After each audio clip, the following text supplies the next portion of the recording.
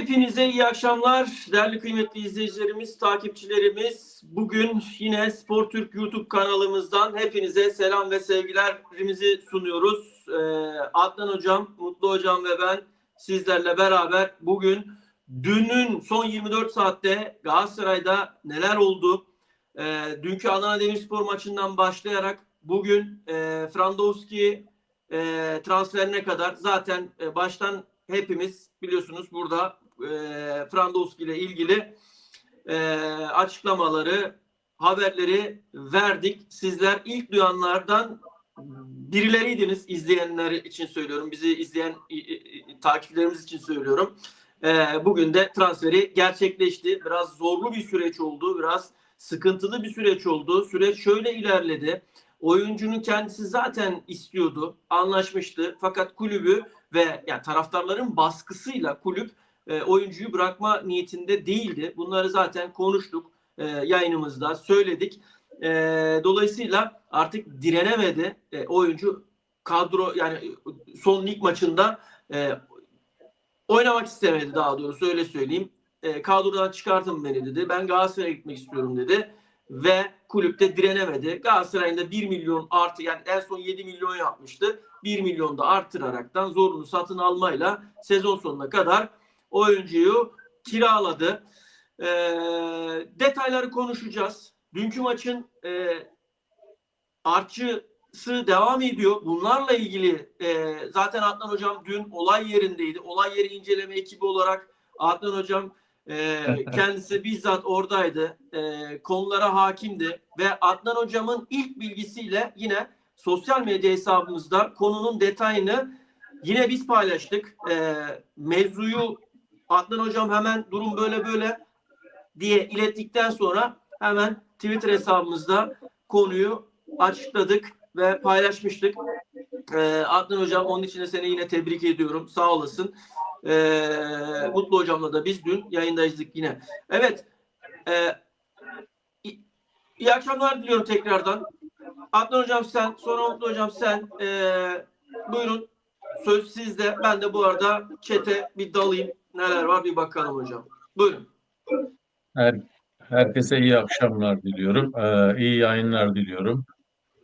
İyi bir yayın akışı yaparız inşallah. Katılımcılarımızla birlikte. Dün maçtaydık, evet. Hocam çok özür diliyorum. Aslında Arkadan bir ses atmosfer... geliyor ama Mutlu Hocam, televizyon açık falan. Hayır hocam. Yok, tamam. kesinlikle kapalı televizyon. Tamam. Buyur Adnan Hocam. Dün aslında saha atmosferi çok iyiydi. Maç başlamadan önce maç anında her şey güzeldi. Ben zaten Adana Demirspor medya sorumlusuyla beraber oturdum yani. Basın hocamızla beraberdik. Sohbet ettik. Hemşerimiz olur zaten. Tanışmış da olduk. E, Aslında maç iyi gidiyordu. Çok iyi gidiyordu. Demirspor direniyordu. Ama Galatasaray ne halde olursa olsun o maçta galip bitireceği zaten kesindi. Ama Demirspor ezilmemek yani üzere e, düşünüyordu. Yani ezilmeden bu maçı çıkalım. Yani onurumuzla, şerefimizle oynayalım diye. Sonuçta birkaç pozisyonlar oldu. Sarı kartlık pozisyonlar oldu aslında bizim Kabyasaray'a yapılan falan. Hoca vermedi. Ondan sonra Mertens'in hareketi oldu. Orada penaltı verdi. Aslında orada penaltı olmadığını, penaltı değildi. Herkes öyle kararsız kaldı. Ama burada VAR çağırmadı. Burada yani hayret edilen bir olay. Ama hoca ben gözlemledim. Hoca futbolculara durun durun diyordu yani. Kulakçıkta dinliyordu. Kulaklığıyla VAR'ı dinliyordu. Dinledi. Ama VAR'da ne geldi? İşte VAR kayıtları yarın sabah açıklanacak. VAR kayıtlarından ne konuştular onu bilemiyoruz. Penaltıyı verdi. Morata penaltıyı gole çevirdi. Sonuçta onların bir Galatasaray'dan bir hareket oldu. Kırmızı kart beklediler. Ondan sonra yanımda iki medya sorumlusu vardı Demirspor'un. Birisi ben dedi aşağıya iniyorum dedi. Aşağıdan çağırdılar beni dedi. Mesaj geldi çocuğa. O indi. O arada takım da kenara doğru gitti. Sanki olaylar var gibi. Biz dedik saha işte iki yedek takımların olduğu kavga çıktı sandık ilk etapta. Ondan sonra yanımdaki öbür arkadaş medya sorumlusu mesaj geldi. Hocam takımı sağdan çekiyor bizimkiler dedi. Bak o anda. Dedim nasıl oluyor daha şeyde? Dedi başkan öyle emir vermiş dedi. Ben de şimdi dedi aşağı ineceğim dedi. Olayları ben de bilmiyorum dedi. Mesaj geldi yani aşağı in diye çocuğa. Ondan sonra onlar dedi işte biz de işte görüntüleri çektik attık size mesaj olarak falan. Ondan sonra çektiler takımı. Yani herkes şaşırdı. Yani hiçbir şey yoktu. Aslında gerçekten öyle ağam şahım öyle Demirspor'u doğrayacak bilmem ne olayı yok. Ama biz hep orada dedik. Dünkü yayınımıza da katıldığımızda söyledik. Bu önceden planlanmış hocam. Yani o anda gelişen bir olay değil. Çünkü sahada öyle bir olay yok. Futbolcular arasında kavga yok, gürültü yok. Hakem de yani gayet öyle ortada bir maç yönetiyor. Tribünler iyi. Adana'dan birkaç taraftar gelmiş yani bir 20-30 kişilik taraftar grubu vardı. Yani öyle bir küfür bile yoktu sahada. İnanın Demirspor'un aleyhine bir küfür bile yoktu hiç tribünlerden. Hiç yani Demirspor'un aleyhine bir tezahürat bile yapılmadı. Yani o kadar ortam güzeldi ki takımı çektiler. Ondan sonra abicim millet şaşırdı kaldı. Basın herkes içeri işte biz geçtik basın odasına. Herkes birbirine soruyor işte ne oldu falan. Ama herkesin oradaki dediği bu önceden planlanmış. Demirspor durdu durdu Zaten durdu. Bu Fenerbahçe'nin maçını bekledi. yöneticilerden bir tanesi hemen olay anında hani Evet, olay yerine evet. ilk gelen ne derlerdi hocam? Katildir derler. Ka- Mutlu hocam aynen. bilir. O Katil o olay yerine hesap ilk önce gelirmiş. Evet, aynı şey. o hesap hemen Twitter'ı yapıştırdı ve ortalığı Evet. yine yangın yerine çevirmeye başladı. Peki Adnan Hocam devam edecek misin? Var mı bu konuyu devam ediyor musun? Araya girdim ama yani Yani şimdi Demirspor'un dünkü detaylar sende maçtan çünkü. çekilmesini Evet. gerek Demirspor'un dünkü maçta hiçbir doğranma olayı, aleyhine öyle büyük olaylar, tribünlerden büyük öyle küfürler müfürler olsa hadi dersin ki orada futbol dışı olaylar oluyor dersin. Ama Demirspor daha bu dünkü maça gelene kadar çok maç vardı kendi evinde falan doğrandığı maçlar. O zamanlar niye çekilmedi? Ama hocam burada en büyük şu anda lider takımın maçı. Fenerbahçe ile de aralarında sürtüşme var sürekli. İşte biz bu maçtan çekilirsek çünkü bunlar önceden planlanmış hocam. Birkaç haftanın ürünü bunlar. Bak birkaç hafta önceden başlanmış. Aslında olaylar nerede başladı biliyor musun? Galatasaray'la 4 futbolcunun sarı kart görüp bu maçta cezalı duruma düşmesinde onlar karar vermiş hocam. Bakın orada karar verilmiş. Dört futbolcu Galatasaray'dan bilerek sarı kart gördü. Ondan sonra işte Demirspor maçında bunlar da bu kararı almışlar. Ama bu kararı Demirspor sahibi Murat Sancak tek başına almış değil. Ben inanmıyorum. O kendisi televizyonlarda falan diyor. Ben işte bana kimse emir veremez şöyle.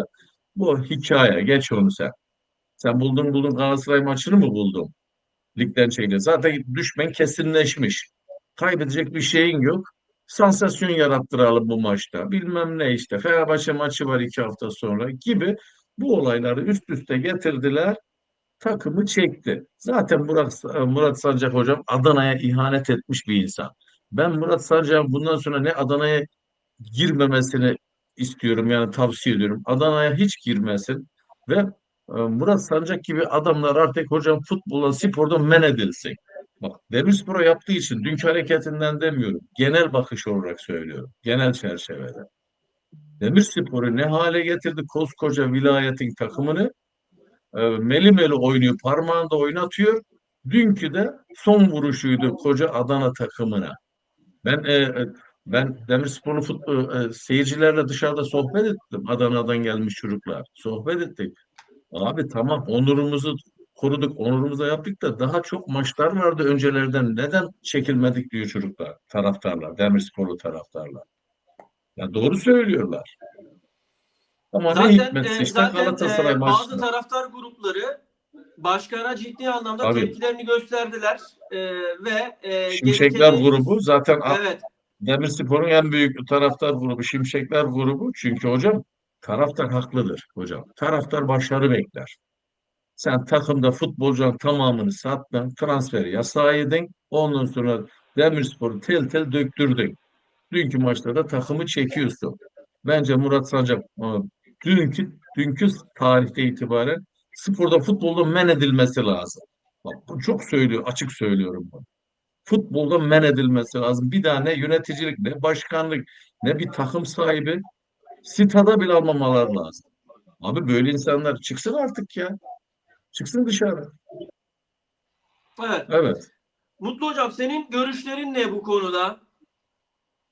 Bu arada Barış hocam. şu konuda cevap şöyle.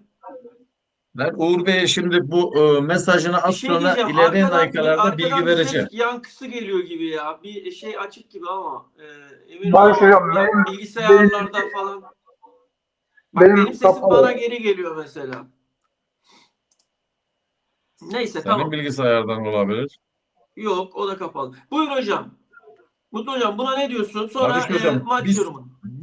Evet. bir saniye Mutlu hocam. Uğur Bey bahis olaylarını yazmış. Ben onunla ilgili ileride fikrimi söyleyeceğim. Tamam. Mutlu hocam. Evet. Uğur Bey'in yorumunu mu anlatayım Barış hocam? Önce olayları, sonra Uğur abimin şeyini cevaplarsan sevinirim. Bu biraz daha Anladım. senin ilgi alanına giriyor. Barış Şimdi hocam ben bir çıkayım da tekrar gireyim bir bakayım bu Tamam sese. hocam. Tamam. Tamam hocam. Tamam hocam. Tamam siz şey yapın. Tamam. Tamam hocam. Tamam hocam. Barış hocam, şimdi Fenerbahçe bu ligin ikinci yarısında aradan sonra diyeyim, yani aradan önce iki maç daha vardı. E, Bu aradan sonra Fenerbahçe e, varını yoğunu, bütün e, kartlarını Galatasaray üzerine kardı. Bütün kartlarını Galatasaray üzerine kardı ve yani e, yapılması gereken, ne yapılması gerekiyorsa yapılması gereken her şeyi Galatasaray üzerinden yapmaya çalışıyor. Yani kendilerinin son çırpınışlarıymış gibi, yani şampiyonlukla ilgili her şeylerini ortaya koymaya çalışıyorlar. Yani burada normal bir maç olarak veya işte yani bir sonuç olarak falan değil. Her yerden saldırıya geçmiş vaziyetteler. Her yerden bütün e, yani futbolla ilgili dolaylı veya dolaysız her şeyi e, Galatasaray'ın üzerine yıkmaya çalışıyorlar. Yani Galatasaray'ın elinden bu şampiyonluğu alıp yani yani bir şekilde ülkede kaos ortamı yarattılar. Şu an ülkede kaos ortamı oldu yani. Bu son maçta da Adana Demirspor'un maçtan çekilmesiyle de resmen bir kaos ortamı oldu. Yine Galatasaray üzerinden bir şeyler deniyorlar, bir şeyler yapmaya çalışıyorlar. E, Yani bakacağız, göreceğiz. Federasyonun vereceği karar da burada çok önemli. Nasıl bir karar alacak, nasıl bir sonuç Hocam bu olacak. işin kararı yok. Bu iş 3-0 hükmen mağlup. Yani bu Ya işin hani şeyi yok. evet, yok o zaten sonuç olarak öyle. Ya burada Galatasaray'ın avarajını falan da etkilemeye yönelik bir şeyler var. Rizespor maçına altyapısını oluşturma var. Ondan sonra kendi Rizespor maçından sonra Galatasaray'la Ransford'da oynayacağı maçın altyapı hazırlığı var. Yani buna benzer şeyler hazırlığı içerisinde Fenerbahçe. Artık bunu yani sokaktaki 10 yaşındaki çocuk dahi biliyor yani. Yani kendilerini uyanık sanıp da öyle şey yapmalarına artık gerek yok yani. Herkes neyin ne olduğunu artık gördü yani. Şimdi Uğur abimin sorusuna cevap verecek misin hocam? Evet, yani burada ben hiç bahis oynamadığım için bilmiyorum demiş. Acaba maç yarıda mı kalıyor diye bahis herhangi bir şey yok. Şimdi bahis eğer yani oynandı veya oynanmadıysa, maç yarıda kaldıysa direkt o maçı yok hükmünde sayar bahis sisteminde. Yani şey yapar. Mesela 4 maç oynadın. O maçla beraberinde oynadın. O maç yarıda kaldıysa o maç iptal. 3 maç üzerinden değerlendirmeye alınır. Veya kuponu tamamen iptal ederler. Senin paranı iade ederler yani. Öyle de bir durum söz Teşekkürler konusu. hocam. Yani, evet. Öyle bir durum var Şimdi yani. Evet. ben defalarca burada yayında şunu söyledim. Dedim ki transfer tahtası kapanmış, stadyumu olmayan, belli bir taraftar kitlesi olmayan, hadi taraftar kitlesini geçtim, şu iki nokta çok önemli. Transfer tahtası kapalı ve stadyumu olmayan kulüplerin Süper Lig'de hiçbir şekilde mücadele etmemesi gerektiğiyle ilgili burada defalarca ama defalarca söyledim. Şu an Türkiye Süper Ligi'nde oynaması gereken toplam kulüp sayısı bana göre 12'dir. 12'yi geçmez. 12 kulüp bugün Türkiye Süper Ligi'nde oynamaya, mücadele etmeye, ortalama söylüyorum. Yani 12 derken net 12 olarak algılanmasın. 12, 14 artık duruma göre sayı budur yani. Bunun sebebi de şu, tekrar söylüyorum. Ya Adana Demirspor'un tahtası kapanmış. Ligden düşmeye müsait. Bu tarz takımlar her türlü provokasyona, dün gördüğümüz gibi her türlü provokasyona açık kulüpler. Kaldı ki yani mücadele gücü yok. Olay bu. Transfer yapamıyor. Yani hiçbir şey yok ortada. Tamam stadyumu var ama transfer yapamıyorsun. O zaman diyeceksin ki arkadaş sen transfer yapamıyorsun. Stadın var ama transfer yapamıyorsun. İki önemli maddeden birisine şey değilsin, haiz değilsin. Seni düşürüyoruz diyecek. Düşürecek arkadaş. Bu takımlarla oynayan takım yani hafta mesela dün mesela Galatasaray bay geçecekti. Oynamayacaktı mesela. Haftaya Fener mi oynayacak Adana'yla? Bay geçecek. Yani 3-0 gidecek yani. Daha doğrusu öyle söyleyeyim yani.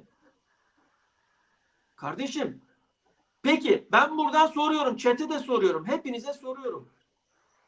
Şayet dünkü maç 2-0 Adana Demirspor'un lehine olsaydı, Adana Demirspor önde olsaydı, Galatasaray'ın Mertens'le girdiği pozisyon penaltı pozisyonu olmuş olsaydı Murat Sancak Adana Demirspor'u sağdan yine çeker miydi? Mümkün değil hocam. Şimdi ya peki 0-0 iken niye çekmiyorsun? Veya Adnan hocamın dediği gibi yani hepimizin bildiği gibi Adana Demirspor buraya kadar gelirken kaç defa haksızlığa uğradı? Bu kaçıncı haksızlık? Sen niye Galatasaray maçını seçiyorsun sağdan çekmek için? Peki TFF Başkanı Galatasaray Eyüpspor maçında Eyüpspor'un hakkı yenmiştir dediğinde geçen hafta Rize'den alınıp Fenerbahçe'ye verilen maç sonrasında neden açıklama yapmadı? Rizespor'un hakkı yenmiştir demedi. Evet. Ben buradan tüm yetkililere sesleniyorum. Türkiye'de Avrupa'yı sistem, Avrupa'da olduğu gibi birçoğunuzun da bildiği üzere varlık bir pozisyon olduğunda, var pozisyonun incelediği bir pozisyon olduğunda yayıncı kuruluş canlı olarak var odasını da göstersin. Var odasındaki hakemler çizgiyi çekerken, kendi aralarında konuşurken ses gelmesin, önemli değil. Ama görüntüler orada canlı yayında yayıncı kuruluş tarafından bütün izleyicilere izlettirilsin. Var odası da canlı yayında. Evet. Evet, var Evet. odası da canlı yayında. Var odası da inceleme canlı yaparken. yayının içerisinde olsun yani. Evet. Evet. Şimdi orta hakemi biz her zaman ne diyoruz? Orta hakem yanlış karar verebilir. Evet, ben de Mertens'in pozisyonunun penaltı olmadığını düşünüyorum. Ama Mertens penaltıyı almaya çalışır. Oyuncu penaltıyı almaya çalışır. Bu ayrı bir şey. Senin teknoloji olarak var dediğin bir sistemin varsa bu iş vardan dönecek. Dönmesi lazımdı. Eğer o orta hakemi de anlıyorum. Orta hakem de hadi anlık bir pozisyonda orada penaltı gördü. Peki niye var çağırıp da ekranda hoca bak burada böyle böyle bir durum var. Sen bu Mertens'e oyuncuya penaltı yok burada. Penaltını geri çek ve Mertens'e de sarı kart hakemi aldatmaya yönelik pozisyon diye neden uyarmıyorsun? Bir, hani VAR hakeminin vermiş olduğu bütün kararlar tartışılmazdı. Hani Acun Ilıcalı açıklama yapıyordu ya. VAR hakeminin, VAR hakem istiyorduk, VAR hakem istiyor, yabancı istiyoruz falan filan. VAR hakeminin almış olduğu kararlar tartışılmaz diyordunuz. Ne oldu da VAR hakeminin kararlarını tartışmaya başladınız? Neden hep Galatasaray üzerinden bu algı operasyonları yürütülüyor? Önümüzdeki hafta Rizespor maçı var. Önümüzdeki hafta Galatasaray'ı dün Uğur abi söyledi. Çok güzel bir şeye değindi. Bugün de araştırdım biraz. Üzerine durdum. Düşündüm. Haklı. Siz önümüzdeki hafta Rizespor'u doğramaya mı çalışacaksınız hakemlerin üzerinde baskı oluşturarak? Veya dünkü maçta kendini bilmez 15, 20, 30 kişilik bir taraftar grubu galyana gelip seyirci taşkınlığı çıkarıp da taraftar Fenerbahçe maçına taraftar olmadan mı maçı ayarlamaya çalıştınız? Böyle bir olasılığı da mı düşündünüz? Olabilme ihtimalini de mi düşündünüz? Seyirci galyana gelir, orada taşkınlık çıkar. Biz de yine blok ceza veririz. Fenerbahçe maçında da bu iş tamam. Seyircisiz bu maç oynanır algısı da mı kafanızda oluştu? Evet, aynen. Evet. Bu ülkede gerçekten şuna da değineceğim. Okan Hoca'nın Adana Demirsporlu oyuncuya küfür ettiğine dair Fenerbahçelilerin algıları vardı. Şimdi ben size ekrana bir görüntü getiriyorum. Halbuki öyle bir küfür müfür olayı da yok. Şimdi size bir örnek getiriyorum. Şu pozisyon. Bu pozisyonu hepimiz hatırlıyoruz değil mi? Dün gibi. Daha dün gibi hepimiz hatırlıyoruz. Burada Jose Mourinho'nun Trabzonsporlu oyuncuya ne hakaretler ettiğini kulağımızla canlı yayında kulağımızla dahi duyduk. Utanmadan oradaki Fenerbahçeli yedek oyuncu kimse önündeki duran gülerek falan da geçiyor bir de yani. Önünden gülerek geçerken bir dahi. Peki burada neden o algı oluşmadı? Jose Mourinho'nun bu küfürlü, hakaretvari Trabzonsporlu oyuncuya yapmış olduğu davranış neden kamuoyu tarafından algı olarak oluşturulmadı? Neden Okan Hoca'nın sadece gir o zaman içeri gir demesi ve daha sonra dudak okuyucu bu işin profesyonelleri tarafından da bunun üzerinde hocam burada ne deniliyor? İşte sadece içeri gir içeri söylemi var, küfür yok, hakaret yok demelerinin üzerine de hala bu algıyı oluşturuyorsunuz. Murat Sancak, sen kalıbının adamı değilmişsin.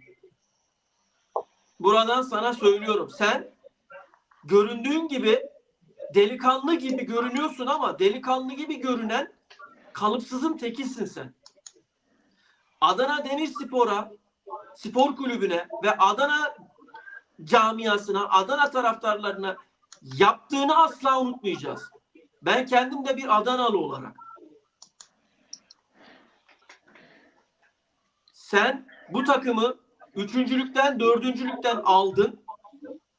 Yani oraya kadar çıktı, etti falan. Daha sonra transfer tahtası kapanacak seviyeye kadar getirdin. Ve Fenerbahçe'nin de kayığına biniyorsun. Ve Fenerbahçe'nin de kayığına biniyorsun. yazıklar olsun ya. Gerçekten var ya, şu Türk futboluna yaptığınız ihaneti asla ve asla unutmayacağız. Asla unutmayacağız. Özellikle Galatasaray üzerinden Türk futboluna yapmış olduğunuz ihaneti asla unutmayacağız. Ya böyle bir şey var mı literatürde ya? Hakem o zaman önüne gelen tamam, ben ne de olsa ligden düştüm. Galatasaray'ın bu penaltıya ihtiyacı mı vardı deyip Galatasaray'la oynadığı maçlardan çekilsin. Böyle bir sistem var mı? Böyle bir durum söz konusu olabilir mi ya?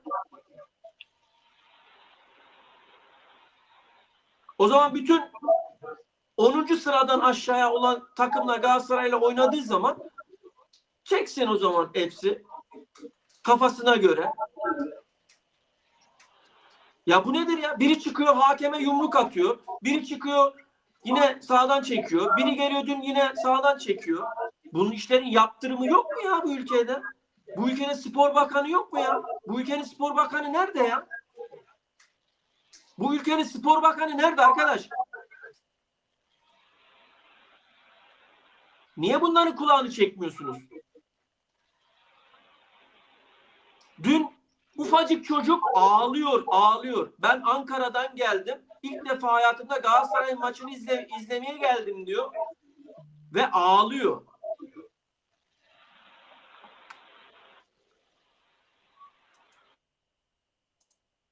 Yani dünkü çocuk, küçücük çocuk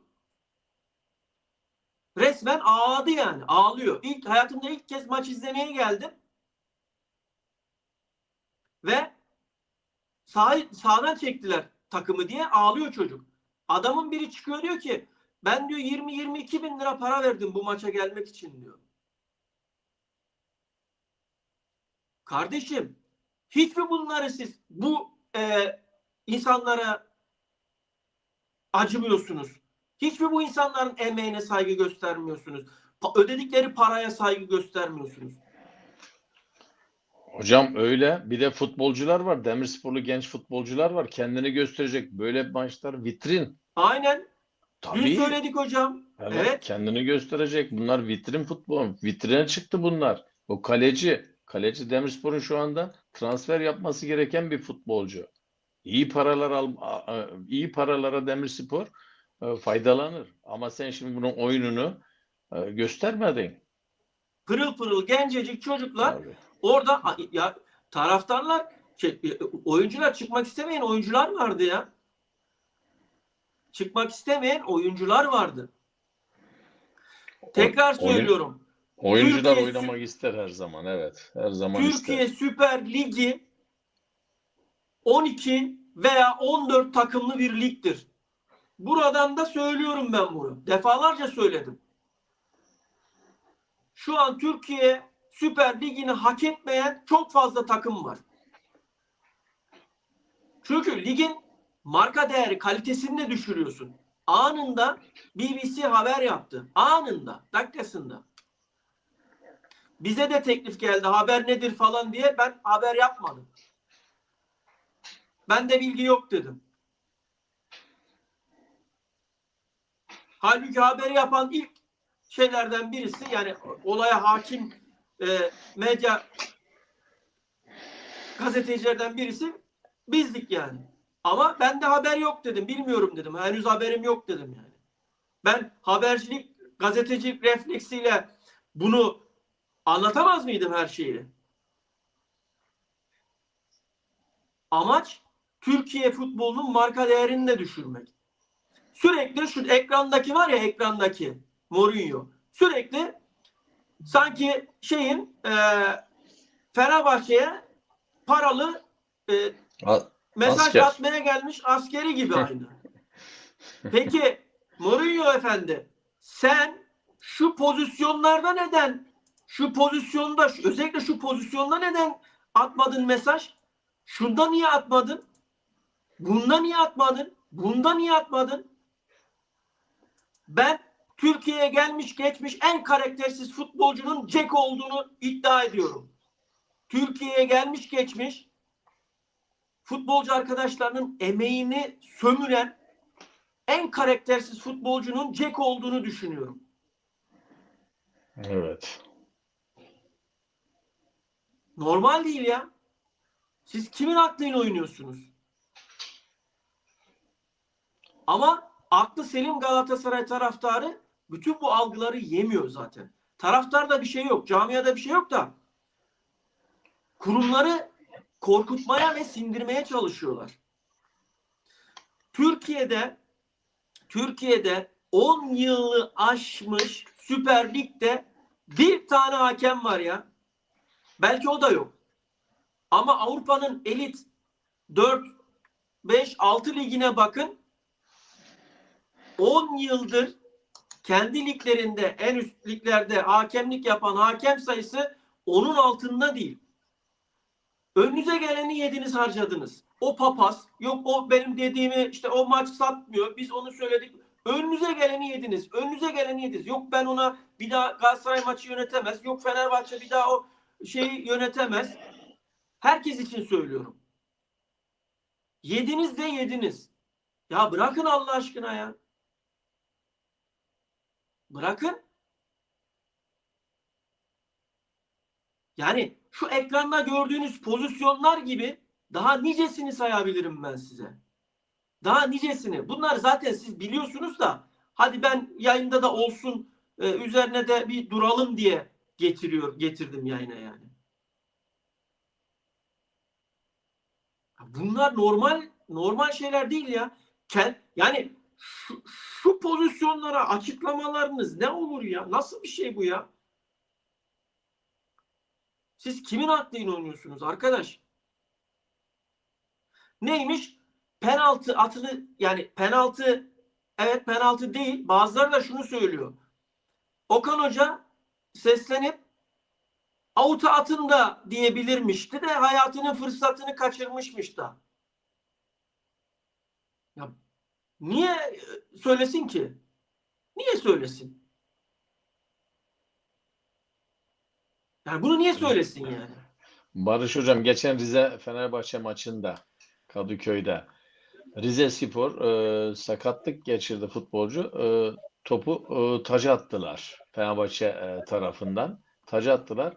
Fenerbahçeli futbolcular Rizeli futbolculara vermedi topu. Hemen oyuna soktular. Akın yaptılar yani. Rizeli Hocam futbolcular evet bunlar yapınca evet. bir Galatasaray yapınca şey oluyor, fair play'den uzak oluyor. Ama kendileri yapınca hiç ses yok. Seda yok. Rizeli futbolcular da alkışla protesto etti Fenerbahçeli futbolcuları. Yani centilmen. Çünkü dışarı attığı sakatlık var diye. Fenerbahçe vermedi yani. Bunlar hiç konuşulmuyor. Hiç konuşmuyorlar. Valla algı işini, yapı işini en iyi bilen camiayı görüyoruz şu anda. Yani algı, yapı bunları en iyi yapabilen camia, bu söylemleri gündeme getiren camianın ta kendisidir. Ta kendisidir yani. Aynen öyle. Peki, Mutlu Hocam'a bırakayım ben. Mutlu Hocam, söylemek istediğin bir şey var mı bu konuyla ilgili? Evet, Barış Hocam, şu an Süper Lig'de Galatasaray neredeyse tek başına kalmış durumda. Yani bütün Fenerbahçe, bütün kulüpleri resmen ayartmış yani. İşin aslı bu yani. Yani dünkü maçta bunun bir belgesi oldu yani bir yani örneği oldu yani gördük yani. Resmen yani Galatasaray ligde yalnız bırakılmaya, yalnızlaştırılmaya çalışılıyor. Ama yani artık vatandaş yani taraftar da bunun farkında. Bunu yani Fenerbahçe'nin kendi taraftarı da artık farkında yani. Yani bunu artık kabul etmiyor yani. E, Onun haricinde Barış Hocam, bu Okan Buruk'un Yusuf'a karşı bir küfürlü söylendiği iddia edilen, Yusuf Arası için söylendiği iddia edilen konuşmalar dudak okuyucular tarafından ne konuşulduğu ortaya çıkarıldı. Yani bu artık öyle bir küfür falan olayı yok. Kesinlikle yok yani. Oradan yine algı yarataraktan Okan Hoca'ya da vurmaya çalışıyorlar. Okan Hoca'yı da yani sindirmeye çalışıyorlar. Artık bunların ne olduğunu artık herkes öğrendi, gördü yani. Öyle bir şey olmuşsa zaten Adana Demirspor futbolcusu Yusuf Marasi Okan'a tepki vermezsin ya. Hoca olursa hoca olsun yani. Hiç gayet sakin, hiçbir şey dediği yok çocuğun. Yani herhangi bir olumsuz bir tepki vermiyor yani. Küfür edilmiş olsa kim olursa olsun tepki vermez mi orada? Tabii ki tepki verir yani. Şimdi Onlar Eyüp yine de diyor ki, evet. buyur hocam. Yok ben başka bir konuya atlayacaktım. Siz onunla ilgili Tamam. devam edin. Evet. Eyüp de diyor ki, ben Galatasaray'ın Mertens'e hiç mi yorum yapmayacaksınız? Bizim farkımız nerede? Evet yani söyledik zaten. Dedik ki evet, Mertens'in pozisyonu penaltı değil. Penaltıyı alıyor Mertens. Ama hangi futbolcu penaltı almak için uğraşmıyor? Eğer ki teknoloji varsa devreye girecek. Mertens'e sarıyı gösterecek. Bakalım bir daha yapıyor mu? Hakemi aldatmaktan dolayı. Yani bunun cezasını verecek. Bu tarz oyuncuların cezalarını verecek. Ondan sonra bakalım bir dahaki maça yapıyor mu, yapmıyor mu? O zaman onu tartışacağız. Ama her oyuncu penaltı almak için kendini atar. Burada örneği olduğu gibi. Buyur. Bak, kaç tane örneği var? Kaç tane? Bunun gibi kaç tanesi var? Siz hepsini biliyorsunuz. Evet. Yani Çıbanbaşı burada Mertens mi oldu yani? Hayır. Yani Yani Mertens'e bir şey evet. söylüyoruz zaten. Mertens'e de söylüyoruz. Türkiye Futbol Ligi'nde hocam, Türkiye Süper Ligi'nde Mertens'e en son Mertens'e laf verilmesi lazım. Gelinceye kadar Çünkü tabii beyefendiliğiyle, kişiliğiyle, futboluyla gerçekten gençlere taş çıkaran bir insan. Yani Mertens'in kimse ağzına almaması lazım. Mertens çok iyi profesyonel. Mertens'in öpüp başına koysunlar Türkiye'ye gelip burada futbol oynadığı için. Bunu tüm futbol camiasına söylüyorum. Öyle bir hareketle bilmem neyle biz çok görüyoruz Fenerbahçe maçlarında yatıp penaltı aldıklarını. Hiç konuşmuyorlar. Ne yapalım şimdi? Hakem var orada, vermesin kardeşim. Var vermesin. Mertens'in ne suçu var? Yani ne yapsın şimdi Mertens oynamasın mı futbol, oynamasın mı? Çünkü karşısında sürekli bir rakip var. Galatasaray yerin dibine vuruyor. Yapı diyen bir rakip var. Galatasaray da futbol oynayıp her maçı almak istiyor. Galatasaray'ın şu anda beraberliğe bile tahammülü yok. Beraberliğe bile tahammülü yok. O derece büyük, dediğin gibi tüm kulüpler bir araya gelmiş. Galatasaray tek başına. Böyle bir senaryo var şu anda ülkede. Murat Başkan demiyorum artık ona ben de. İşte federasyona MYK. Sen bu federasyonu sen istedin. Ali Koç'tan beraber ön ayak oldun. En fazla sen istedin. Yırtındın yani bu Hacı Osmanoğlu'nu istemedin. Divan başkanlığı yaptın. Kongrede divan başkanlığı yaptın. Ne oldu Murat Bey? Galatasaray vay istemedi, vay işte şöyle dediniz diye hep ayyuka çıkardılar. Şimdi hepsi şeye düşman oldu. Hocam yapı mapı dedikleri bunların dün açıkladılar aslında. Yapı olayını ağzından kaçırdılar. Yapı olayı ne biliyor musunuz hocam? Bu yabancı var hakemlerin çoğu bu kaçak bahis şirketlerinin gönderdiği insanlar diyorlar Türkiye'ye. Bunlar şimdi aslında bunların hepsi işin içinde. Acun da işin içinde, Ali Koç da arıyor. Murat Sancak zaten dediği gibi arkadaş yazmıştı. Kumarbazın teki para için her şeyi yapar. Ondan dolayı Bu bahis bahis meselesinin şirketleri detayıyla evet. ilgili Adnan Hocam biraz sonra gerekli bilgileri aktaracak. Şimdi ben şöyle bir tekrar şeylere bakıyorum. Bu arada buradan soruyorum.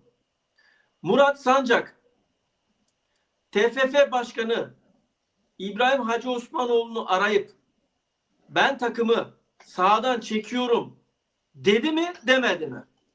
Böyle bir iddia da var. Dedi mi demedi mi ve ne cevap geldi? Bunu da araştıracağım. Bu konunun da üzerine gideceğim. Bu konunun da üzerindeyim yani. Murat Sancak, Adana Demirspor Yönetim Kurulu Başkanı, Adana Demirspor'un sahibi, başkan alışkanlıktan diyoruz. Patronu. Evet. TFF Başkanı İbrahim Hacı Osmanoğlu'nu arayarak takımı sağdan çekeceğim ne diyorsun diye sordu mu sormadı mı? Bu iddiayı da araştıracağım ve üzerinde duracağım bu konunun. Ve oradan TFF Başkanlığı'ndan ne cevap geldi? Bunları da araştıracağım. Yani bu iddiaları, bunlar iddia. Bu iddiaları da araştıracağım. Evet.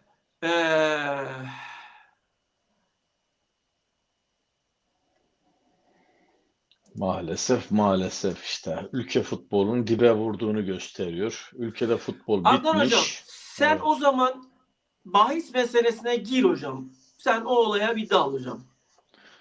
Sonra Hocam transferlere geçelim. Bugün bir transfer oldu biliyorsunuz Galatasaray'ın. Yine kendi yayınımızda burada ilk söylediğimiz transferlerden, isimlerden bir tanesi yine bizdik. Ama bizim tabii takipçi şeyimiz az olduğu için çok fazla gündem olmuyor. Gündeme getiremiyoruz maalesef.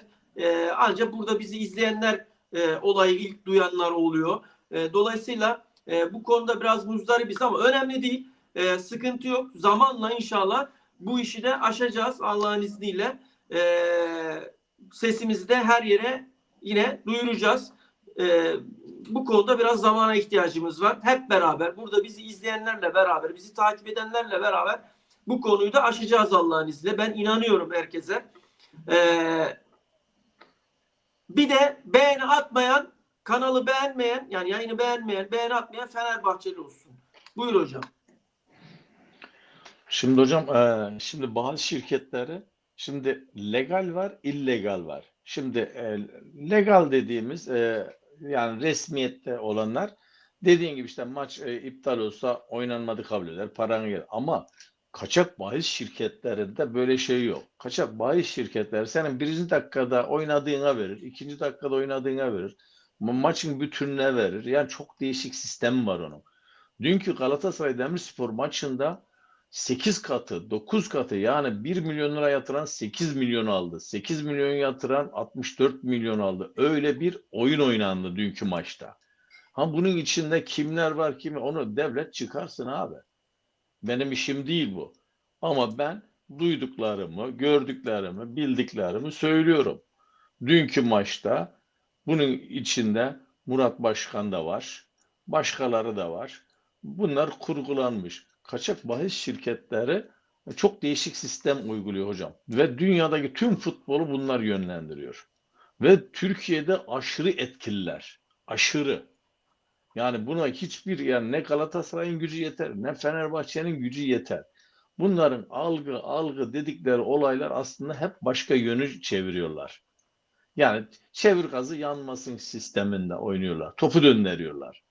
Ama burada algı dün kendileri de söyledi işte ağızlardan kaçırdı. Bu yabancı VAR hakemleri Türkiye'ye gelen yabancı VAR hakemlerinin yabancı yani kaçak bahis şirketleri tarafından yönlendirildi ve Türkiye'ye gönderildiği söyleniyor. Ya bu kadar ayyuka çıkmış bu işler. Sen şimdi Acun Ilıcalı ne dedi? Var hakem yani yabancı hakem adalet dedi bu ülkede. Bak.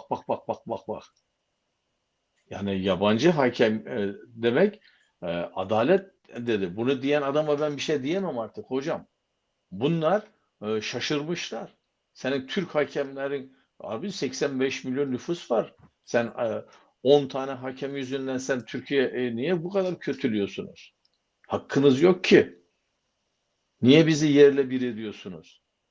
Ve dünkü maçta kaçak bahis şirketlerine çok büyük dolaplar döndü. Çok büyük paralar döndü. Ha bunu artık kim taraf nereden yapıyor, ne yapıyor? İşte Murat Başkan mı işin içinde, var hakemi mi işin içinde, o mu bu mu bilemem. Ama görüntüyü şöyle baktığımız zaman işin içinde o kadar insanları etkiliyor ki kimlerin faydası var bu işten? Onlara bakacaksın. Yani Murat Başkan bu işin baş piyonu. Bence savcılık mı çağırır, adli zaten Galatasaray adliye müracaat etti şu anda adli Evet, olaydan. suç duyurusunda Evet, da bulundu. Suç duyurusunda Aynen bulundu öyle. Galatasaray yönetimi. Gitsin hocam nereye gittiği kadar. Çünkü bunun altında Galatasaray eziliyor. Sürekli Galatasaray yapı. Arkadaşım federasyonu kendiler seçiyor, kendiler memnun değil. Ve hocam şunu diyorum, hep algı dediler, şu diyorlar, bu diyorlar. Hiç Fenerbahçe bu kadar diyeceğine, ya Galatasaray bizden iyi takım, Galatasaray bizden iyi oynuyor, Galatasaray iyi transferler yapıyor, aidiyet duygusu iyi futbolcular alıyor. De çık işin içinden ya. Galatasaray bizden başarılı de. Ya bu Belki ne öyle dese algı? daha Heh. çok takdir görecek yani. Tabii. Ya biz Evet. eksik yapıyoruz. Biz işte bizim uygulamamızda eksiklikler var. Biz de kendimize çeki düzen vereceğiz de. İnan işi yırtarlar. Ama işin boyutu Evet. nerelere gideceği belli değil böyle. Ondan sonra Evet. Murat Sancak çıkıyor. İşte şeyin de dediği gibi, Meredoğu'nun da dediği gibi kanal işte dijital platformda dahil olmak üzere her yerden bağlanıyor. Yok bana kimse şey veremez, yön veremez, bilmem ne. Bal gibi de var ya, Barış ortaya hocam. geldin. Bal gibi de yedin işte yani. Barış hocam, ona biz adli dilde şey diyoruz. Yani arsız hırsız ev sahibini bastırırmış diyoruz Aynen yani. öyle. Aynen öyle. Evet. Uğur abinin de dediği gibi Galatasaray'a Rams Park'ta veya işte ne bileyim Ali Samiye'de oynanan derbi, Fenerbahçe derbisi, yani verilen en son penaltı ne zaman verildi yani? Hatırlayanınız var mı? Ben hatırlamıyorum mesela. Ne zaman verildi Galatasaray en son kendi sahasında oynadığı Fenerbahçe derbisinde penaltı? Aynen de öyle. Bir daha da penaltı da vermezler yani. Arkadaş, hangi aklımızda oynuyorsunuz ya? Yani hangi aklımızda? Aslında var ya, size bir şey söyleyeyim mi? Bak, buradan tekrar 240 kişiyiz. Derbinin hakeminin kim olması gerektiğini Fenerbahçe yönetimine diyecek ki Galatasaray, istediğin hakemi seç diyecek. Bak, demesi gereken, Galatasaray yönetimi çıkacak, diyecek ki istediğin hakemi getir, onunla oynayacağız biz derbiyi diyecek. Demesi lazım. Desin, Fener'i de Rams Park'ta yensin, ne yapı kalır, ne inşaat kalır, ne bilmem ne kalır, hepsi tepelerine yıkılır. Bütün bu algıların hepsi tepelerine yıkılır. Çıksın Fenerbahçe yönetimi, yani teknik heyet, yönetim, istediğin hakemi seç, istediğin hakemle bu derbiyi oynayacağız desin. Ben olsam yönetim Dursun Başkan'ın yerinde ve yönetim kurulunda direkt bu kararı alırım yani. Bakalım o zaman ne olacaktı? Evet. Olması gereken şu saatten sonra bence, bana göre bu yani. Evet. Şimdi biraz mesajlara geçeyim. Mutlu hocam, sen bu arada konuş. Söylemek istediğim bir şey varsa, anlatmak istediğim bir şey varsa buyur. Sen devam et. Ben şimdi Murat Sancak'la ilgili şey yapacaktım. Adana Demirspor'daki bütün as futbolcuları sattı. Balotelli, Belhanda, Onyekuru, Yusuf Sarı, Svensson, ondan sonra isimleri daha aklıma gelmiyor. Birkaç Samet, tane de Samet Talha Akaydın, Talha Tayyip var. Ondan sonra kaleciler vardı. İyi Rize'ye kaleciler vardı. giden defans oyuncuları var. Yani neyse. Yani yaklaşık Adana Demirspor'un ilk 11'inin 11'i, hatta ilk 16'sı gitti takımdan. Ondan sonra kaldı gençlerin eline veya işte iyi kötü şeylere. Ya kardeşim sen bu kadar futbolcuyu satmışsın, takımı çöp etmişsin, takımı çöp etmişsin. Ondan sonra ligden düşmeyi garantilemişsin. Tutmuşsun Galatasaray maçında takımı maçtan çekiyorsun. Hayırdır ya? Sen kime hizmet ediyorsun ya? Sayın Murat Sancak. Kime hizmet ediyorsun kardeşim? Kimin aklıyla oynuyorsun? Hüsamettin Bey kesinlikle doğru söylüyorsun. Onu söylemeye çalışıyorum yani. Bu ligde işi yok. Bitti. Cezası bu olması lazım. Evet Mutlu Hocam devam et. Evet. Yani Murat Sancak kimsenin aklıyla oynamasın. Kimse geri zekalı değil. Sizin ne amaçla orada takımı çektiğinizi veya nelere hizmet ettiğinizi artık bütün Türkiye gördü, bütün Türkiye biliyor. Yani orada penaltıyı bahane edip de zaten yapmış olduğunuz şey önceden kurgulanmış. O senaryo yazılmış önceden. Şimdi ben buradan bir iddia, bak bu söyleyeceğim bir iddia daha. Daha önce bir canlı yayınımda yine bunu söylemiştim. Türkiye Futbol Federasyonu Başkanı neden bu kadar Fenerbahçe'nin yakasına doğru yanaşmaya başladı? Acaba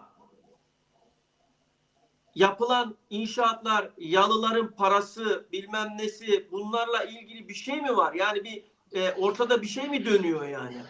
Bodrum'daki Yani inşaatlar, Bodrum'da villa verilen inşaatları. inşaatlarla ilgili, villa inşaatlarıyla ilgili böyle bir verilen sözler mi var? Bir şey mi var?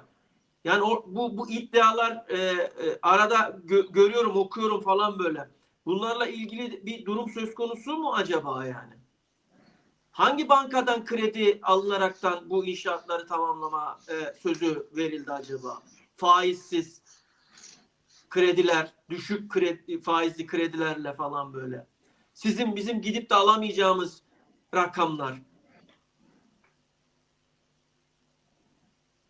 Bu işin içinde neler var yani?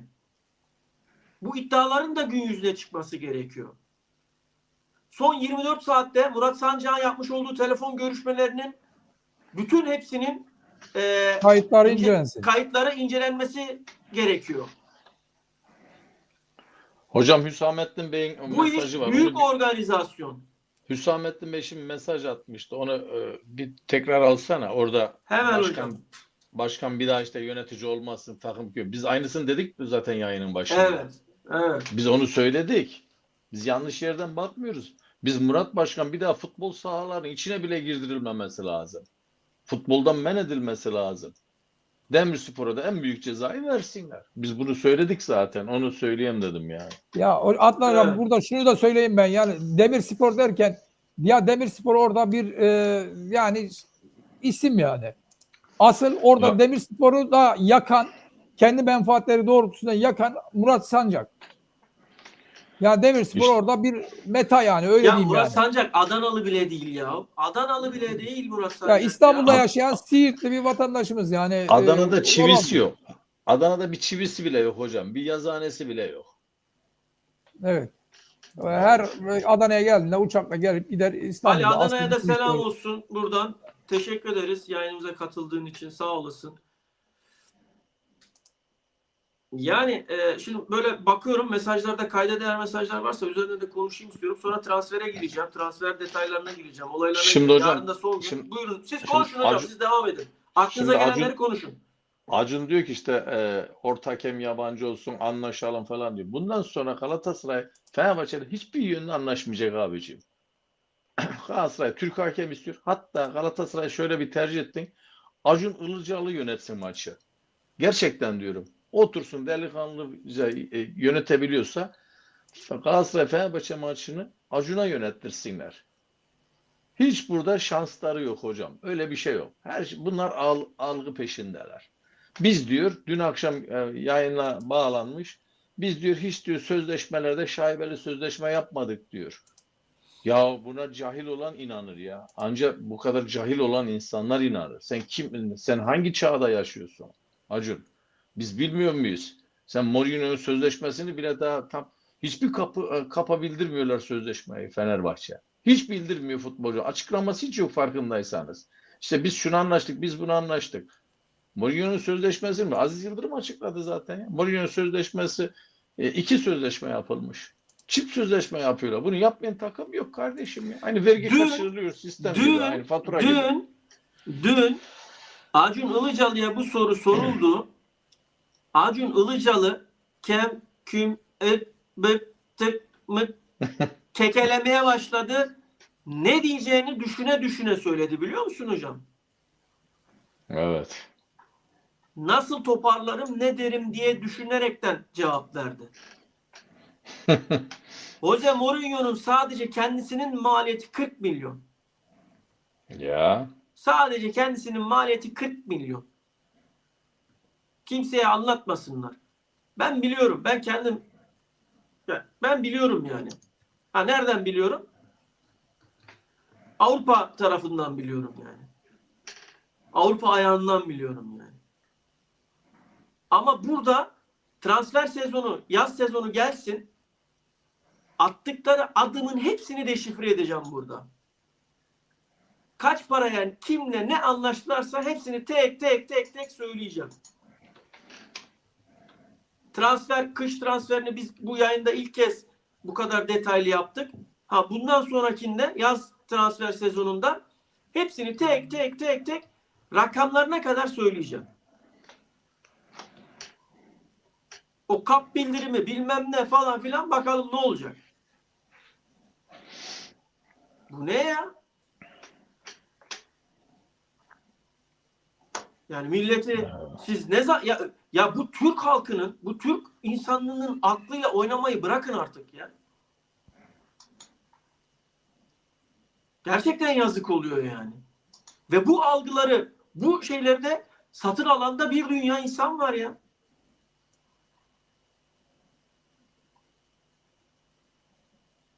Ama gereken neyse biz de naçizane ben kendim bu olayların hepsini tek burada yayınlarda konuşacağım. Evet. Şimdi şu da olabilir mi? Mesela Fenerbahçe'nin 4 tane oyuncusu sakat. Özellikle defansta. 4 tane oyuncusu sakatlandı. Bu 4 oyuncunun sakat olmasından dolayı önümüzdeki oynayacak derbi maçıyla ertelenme durumu söz konusu. Şimdi benim aldığım bir haber bugün TFF ile Fenerbahçe bir görüşme gerçekleştirmiş. Görüşsün hocam. Galatasaray istemediği müddetçe mümkün değil. Tamam. Öyle şey yok. Yani bunu da bir açıklık getirelim. Buradan izleyicilerimize de Hocam Galatasaray şu sistemde istemez artık yani ertelenmeye. Oynar. Oynayacak da oynamalı da bence. Mutlu Hocam sen ne diyorsun bu konuya? Ben de Adnan Hocam'a katılıyorum. Barış Hocam yani şimdi dere geçerken at değiştirilmesi hesabı var burada. Yani kesinlikle Galatasaray'da bunu kabul etmemesi lazım. Yani bu kadar olayların akabinde, bu kadar yaşanan olaylardan sonra kesinlikle kabul etmemesi lazım ve maç tehir edilmeden ayın 23'ünde oynanması gerekir. Yani burada iyi niyet olsaydı, yani farklı bir şeyler olsaydı Galatasaray değerlendirebilirdi. Yani olabilir şeyi olabilirdi. Ama bu kadar yapılanlardan sonra kesinlikle Galatasaray'ın kabul etmesi mümkün değil, etmemesi de gerekir yani. Bu kadar net yani.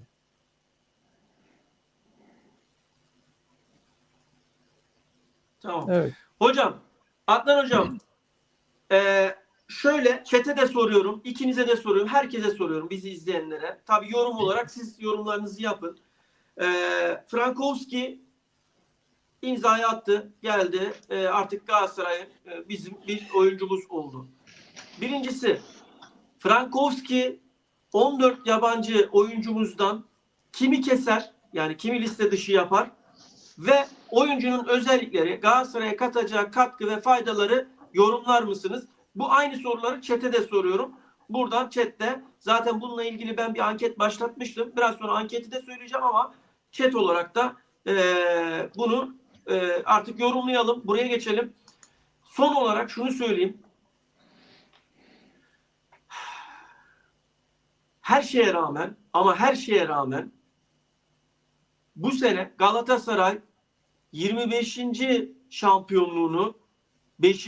gerçek yıldızını, apoletini sezon sonunda takacaktır. Alnının ak sütü, annesinden emdiği ak süt gibi helal, hoş olarak. Bundan hiç kimsenin de şüphesi olmasın. Yeter ki biz Galatasaray taraftarları, Galatasaray camiası kenetlenelim, birbirimize sahip çıkalım, birbirimizin takımımıza sahip çıkalım. Yanlışlarına evet yanlış diyeceğiz ama yıpratmadan konuşacağız. Bunları yıpratmadan dile getireceğiz. Kim ne yanlış yaptıysa bu kanalda, bu programda hepsini masaya yatırırız. Bazen susmamız gerekiyorsa susarız da. Mesela Uğur abinin işte 14 yabancı olacak, Icardi falan filan, biliyorsunuz Icardi ile ilgili ilk haber yine ben yaptım. Bazı arkadaşlar biraz belki bana içerlenmiş olabilirler ama gerçek bu. Buna hazır olmamız lazım. Gerçekleri her zaman söyleyeceğiz. Bazen de susmamız gereken yerde takımın selayeti için bazı şeyler resmi olarak resmiyet kazandığı anda o zaman rahatlıkla konuşalım. Yatıralım masaya, konuşalım. Ben haberi yaptım ama dedim tamam, buraya kadar resmiyet kazansın, sonrasını konuşacağız. Hocam buyurun, siz mikrofon sizde. Ben de bu arada chat birikti. Arkadaşlara ayıp olmasın. Mantıklı, güzel olan yorumları da ekrana getireyim. Onlar da motive olsunlar. Adnan hocam buyur. Evet, yeni transferimiz hayırlı uğurlu olsun. Kap bildirimi de geldi. 3,5 yıllık işte anlaşma, satın alma opsiyonu var 7 milyon euro. İşte 1 milyon 700, 1 milyon 700 3 yıllık sözleşme. Bu sene de 9 bin euro garanti ücret ödeyecek. Hayırlı olsun. Bence iyi bir transfer. Okan Hoca'nın istediği bir transferdi bu.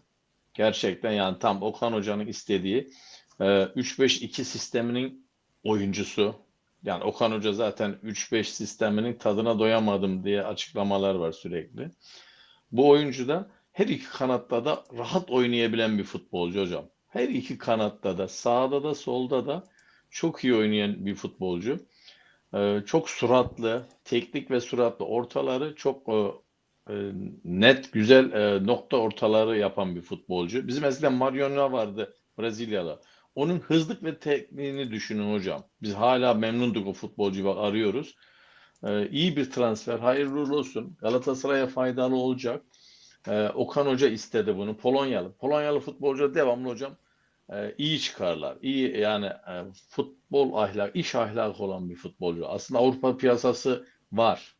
Alman mantalitesiyle oynayan bir Tabii hocam. futbol Bunların yapısı var, Almanya'da, evet. Avrupa'da piyasası var. Polonyalı futbolcular Avrupa'nın her yerinde rahat oynarlar.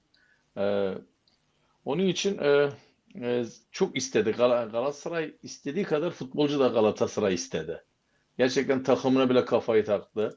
Yani ters düştü. Antrenmana çıkmadı. Maça çıkmadı. Yani ben gitmek istiyorum Galatasaray'a dedi. Şimdi seni isteyen olunca sen de onu istiyorsun. Galatasaray bu iki şeyi yakaladı birbiriyle. Bu mıknatısı yakaladılar. İnşallah başarılı olur. İnşallah 29 yaşında. Yaşı sorun değil. Oynar bu türlü futbolcular. Eskiden hatırlar mı arkadaşlarımız? Ribery vardı. Biz tadına doyamamıştık. İşte Ribery etkisi Hatırlamazlar mı? Tabii. tabii Ribery etkisi de yapabilir bu futbolcu. Bak Ribery etkisi de yapabilir. Çok Buyur, bak çalımları şey yazmış. vardır. Evet. Meredo demiş. Daha yukarıda demiş hatta. Ne? Buyur hocam. Yani Ribery etkisi yapar diye yazmış yani. Onu demek istiyorum. Tamam. Doğru. Akıl herkes aynı şeyi düşünür yani. Geçişleri iyidir hocam. Çok hızlı, süratli. Galatasaray zaten hocam gerçekten Hocam çok Türkiye... özür diliyorum. Bir virgül. Mehmet Kılıç, evet şahsen ben bu gelen ismi ilk defa bu kanalda duydum diyor. Mehmet, biz bu kış transfer sezonunda çok şeyler söyledik ilki. Ama biz artık yeni böyle kitlelerin önüne çıktığımız için çok fazla Şu an itibariyle kitlemiz yok. İnşallah zamanla bunu da aşacağız. Birçok yeni haberi, birçok yeni detayı inşallah bizden duyacaksınız diye de buradan sizlere sesleniyorum. Ben sadece şundan endişe ediyorum. Sadece transfer dönemi yayınlarında değil de normal bizim maç önü, maç sonu yayınlarımızda da bizleri izleyin. Yine oralarda da biz saha içinde, saha kenarında, basın toplantılarında, açıklamalarda, hakemlerin yanı başlarında oralardayız yani. Biz inşallah sizlerle Biz beraber her evet, yerdeyiz biz hocam. sizlerin de Kanalımız her katkısıyla yerde. beraber, sizlerin de desteğiyle beraber hep beraber daha güzel işler yapacağız. Adnan hocam çarşamba günü Azize Alkmaar maçı öncesi basına açık toplantıya Florya'ya gidiyor. Canlı yayınımız var mesela. Oradan canlı yayında hemen sizlere sıcağı sıcağına orada detayları Adnan hocam anlatır, aktarır. Gördüklerini, kimler antrenmanda var, kimler yok, ne oluyor, ne bitiyor. Bunların hepsini sizlerle yine paylaşacağız. Yeter ki sizler bizlere de destek olun. Bizleri Motive edin. Motive edin bizi yani. motive edin. Hepsi o yani. Sizden istediğimiz şey o yani. Evet arkadaşlar. Teşekkür ediyorum. Evet. Sağ olun. Evet. Buyur hocam. Hocam araya giriyorum bazen ama kusura bakmayın. Yani şey yapmayın. İyi oluyor. Evet. Geçişler, hızlı geçişler var. Biz ne dedik? Orta sahadan hızlı geçiş yapamaz olduk demiştik. Öyle sıkıntılarımız vardı. Biz şimdi bu orta saha geçişlerini kanatlardan ve ortadan iyi yapacağız. Ortaya Lemina'yı da yerine gelecek, oturtturacak. Mertens'in yerine Salah'ı koyacak hoca. Oralarda da değişik sistemler uygulayacak, varyasyonlar uygulayacak. Galatasaray zaten Fenerbahçe'nin Acun Ilıcalı'nın şu anda patırdamalarının en büyük sebebi Galatasaray hocam gerçekten iyi transferler yaptı. Bak Ocak transferinde. İyi transferler yaptı. İyi kaliteli futbolcular aldı. Zaten Morata'yı tartışmaya gerek yok. Dünya yıldızı bir futbolcu. Fenerbahçe bunları beklemiyordu. Baktı şimdi bunlar Galatasaray kendilerinin üstünde transfer yapıyor. Onlar yapıyor, Galatasaray onların üstünde daha kaliteli bir futbolcu getirince bunlar şimdi işte ne yapalım bu transferlerin olayını kapattıralım, işte başka sansasyon yaptıralım gibi işte Murat Sancak'ı da alet ederek bu tür olaylara girdiler. Boşuna patırdamasınlar hocam. Galatasaray oyununa bakacak, hedefine ilerleyecek. Mutlu hocam. Evet. Evet Barış Hocam, Frankowski yani Galatasaray'a çok büyük katkı yapacağına inanıyorum. Yani Galatasaray'ın gücüne güç katacak. Yani Polonya asıllı futbolcu. Genelde zaten bu Polonyalıların futbol mantalitesi de demin de söylediğimiz gibi Alman futbolu üzerine genelde. Bunu da Galatasaray'da çok iyi uygulayacaktır. Çok iyi yani sonuca gidecektir. İşte Fransa'dan gelmesi, Lens'tan gelmesi yani ayrı bir konu. Yani oynayacağı futbol da bunu gösterecek yani. Çok iyi başarı yakalayacağına inanıyorum yani Galatasaray'da. Yani transferiyle ilgili anlaşma maddeleri veya işte alacağı ücret, bonservisi falan onlar Adnan Hocam belirtti, değindi yani. İnanıyoruz. Yani Galatasaray'ın gücüne güç katacak Barış Hocam. Peki Evet. hocam hangi oyuncuyu kesecek? Şey olarak evet onu söylemiştiniz. Yani burada şimdi ileride yani zaman zaman her zaman olmasa da yabancı oyuncu olarak diyorsunuz bildiğim kadarıyla. Yani Şalai zaten şu an Şalai kesebilir diye düşünüyorum ben yani ilk etapta. Onun Çok kısa haricinde hocam. Tamam evet. özür diliyorum. Ya bir Arda olayı var. Arda'yı aldık. Yok biri Beşiktaş'a gitti. Arkadaşlar şöyle tamam okuyorum mesajlarınızı. Bir iki arkadaş var. Sürekli aynı konuyu konuşuyor. Şu an bende Arda ile ilgili bir haber yok. Arda ile ilgili bir haber bende olursa söyleriz. Tamam ilk de siz söylediniz. Teşekkür ediyorum. Sağ olun. Ama net bilgi bana gelmeden Arda transferi bitti, oldu, oraya gitti, buraya gitti falan, bunları şey yapamıyorum. Yani burada söyleyemiyorum. Tamam, sizi de gördük, görüyorum. Arda meselesi var diyorsunuz. Bakacağız. Sabah ola hayır ola inşallah. Yarın son gün. Yarın yine detaylıca Kamuran hocamla beraber yine aynı saatimizde, Türkiye saatiyle 23.30'da transferin son gününde burada sizlerle beraberiz. Özür diliyorum hocam. Tekrar buyur hocam. Evet, Barış Hocam, şimdi kadroya baktığımızda yani defansta şu an o yani dünkü Adana Demirspor kadrosunun maç kadrosuna göre yani Cuesto, Sanchez, Yeler defans üçlüsü olarak oynamış.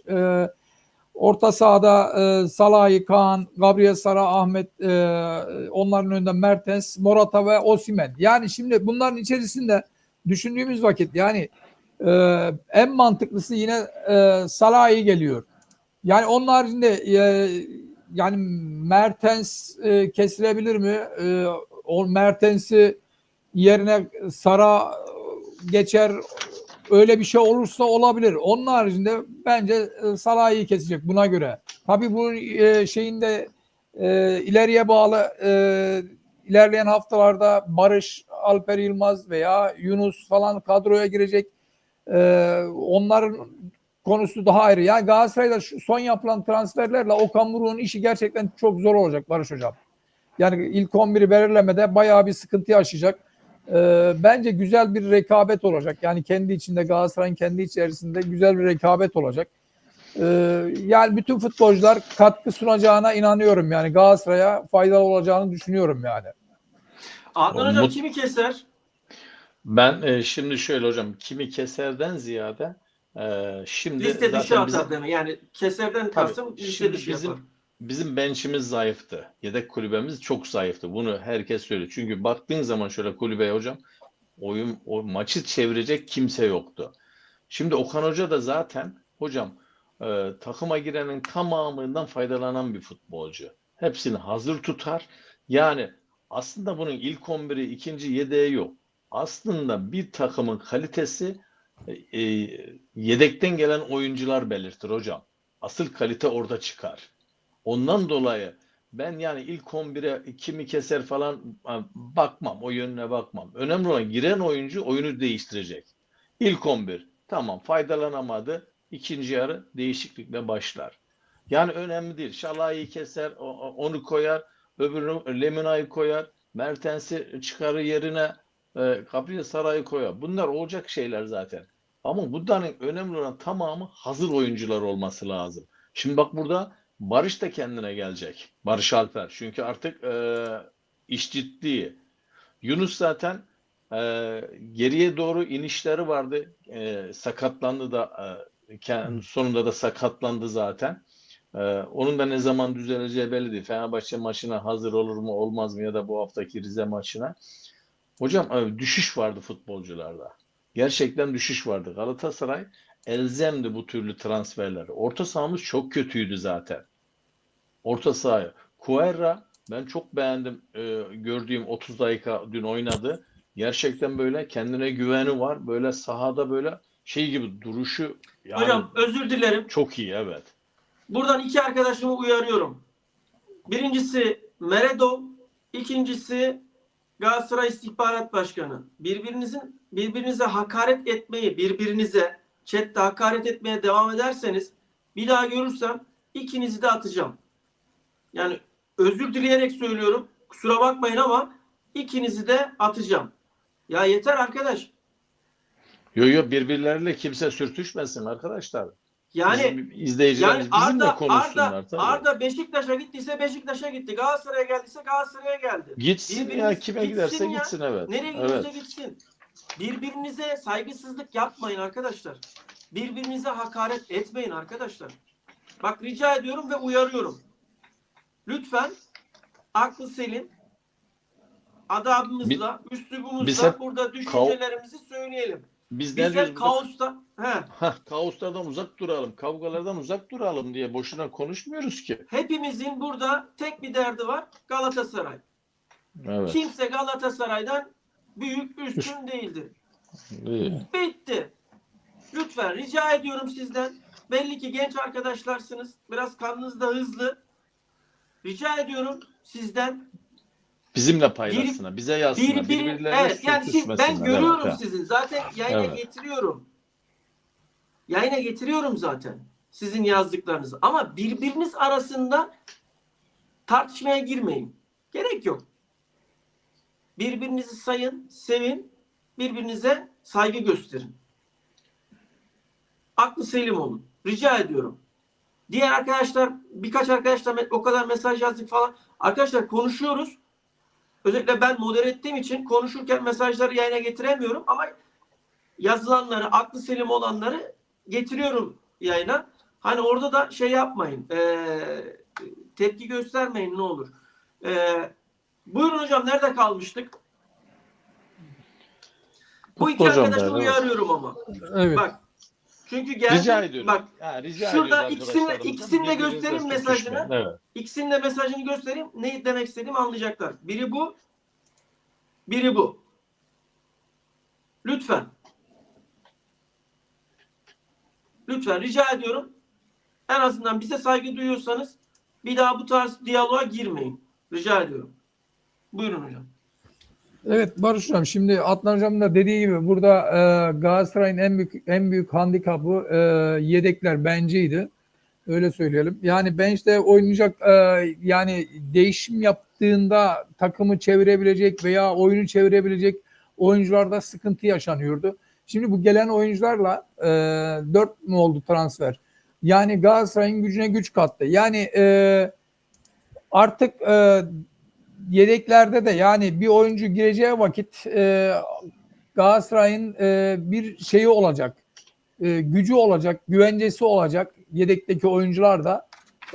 Yani sahaya girdiği vakit maçı da çevirmeye şeyi olacak. Gücü olacak. Burada yani Cuesta, Lemina, ondan sonra Frankowski, yani bu gelen yeni futbolcular hangisi yedek kalırsa kalsın sorun değil.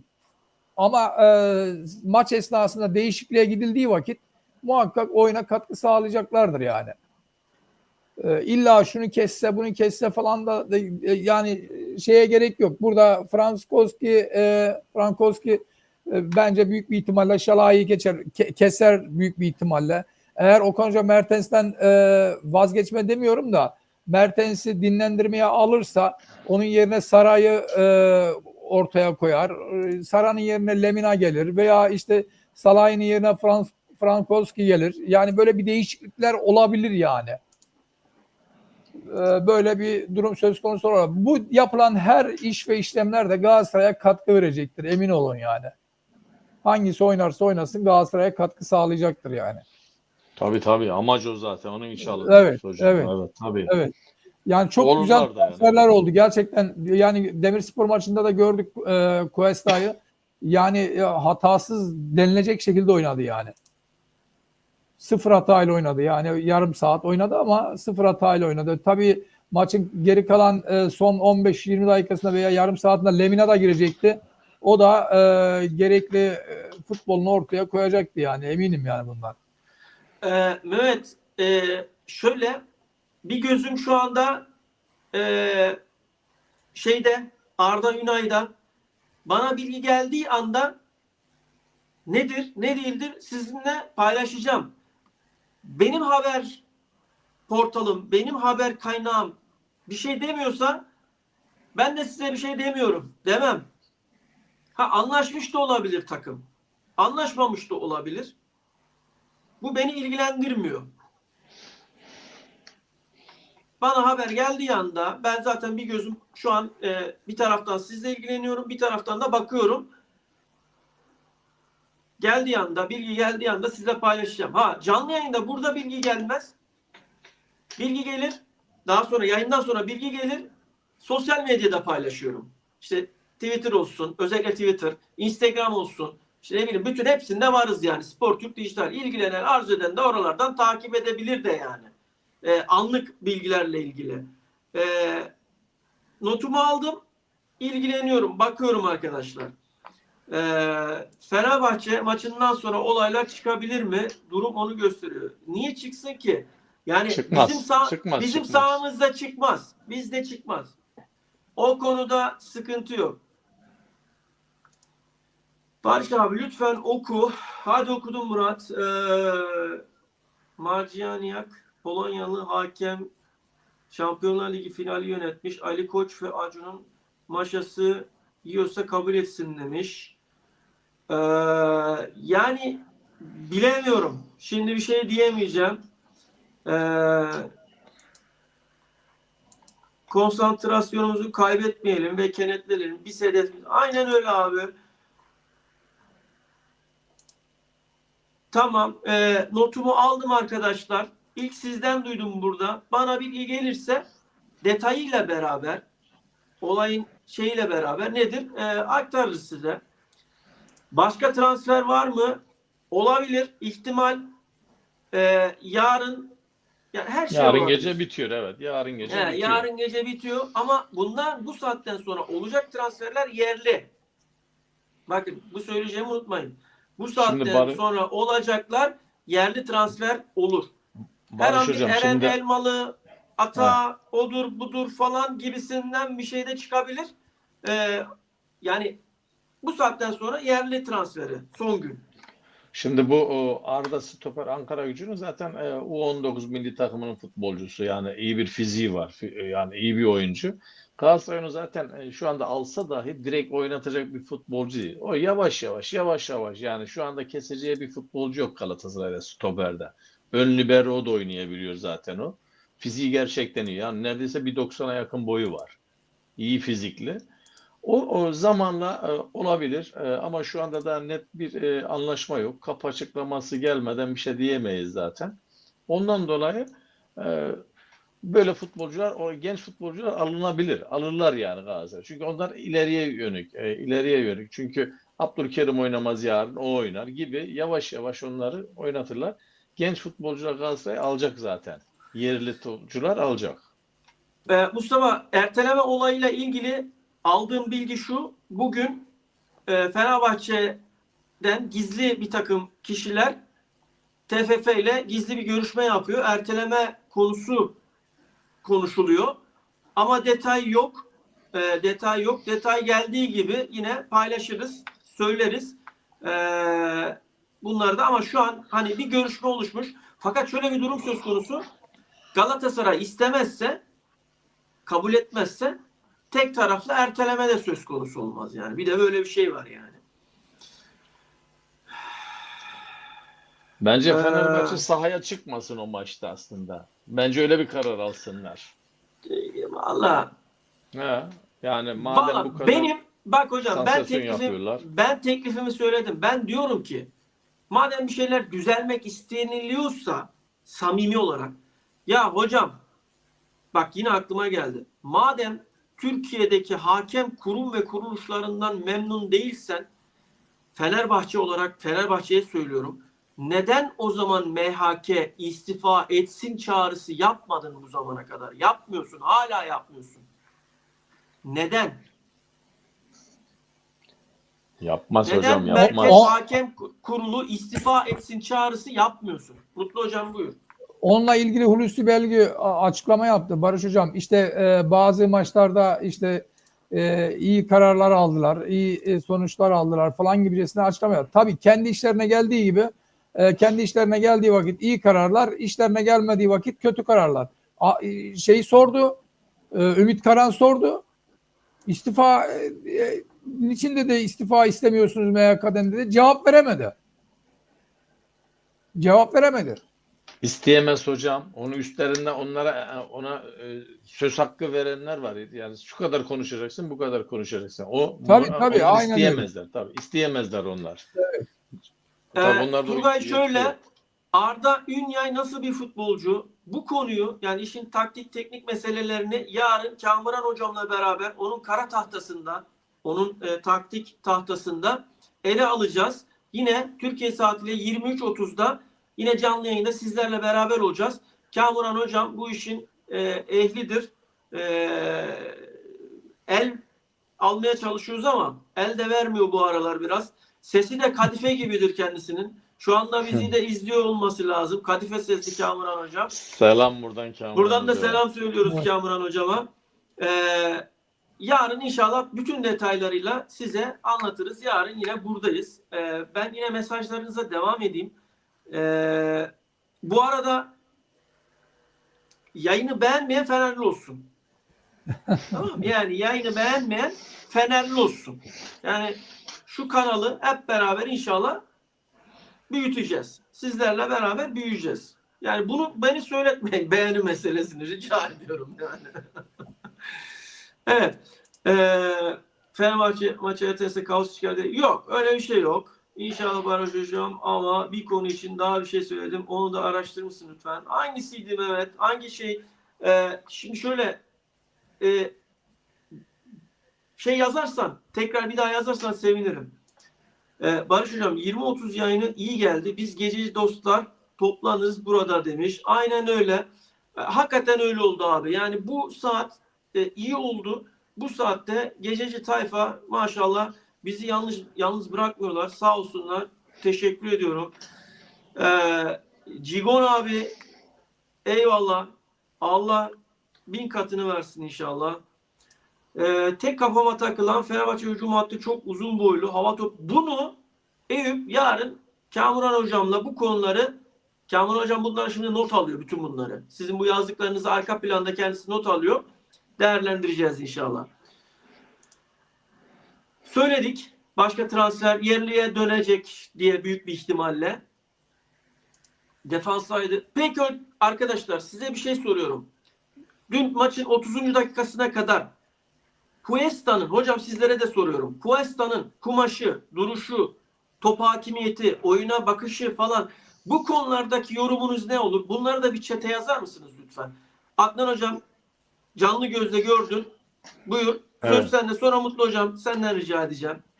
Ben çok beğendim hocam. Gerçekten yani bir yapısı var yani. Bir futbolcu yapısı var hocam. Çok beğendim. Yani böyle kendine özgüveni iyi. Eğer birkaç maç daha oynasın gerçekten takım orada lideri olacak. Baktım Sanchez ondan daha hafif kaldı böyle. Yani görüntüye bakıyorum. O daha böyle şey duruyor. Diri duruyor, özgüven duruyor. Hatta sol taraftan da geldi. Top falan çıkardı oradan aldı. Alkışladı seyirciler.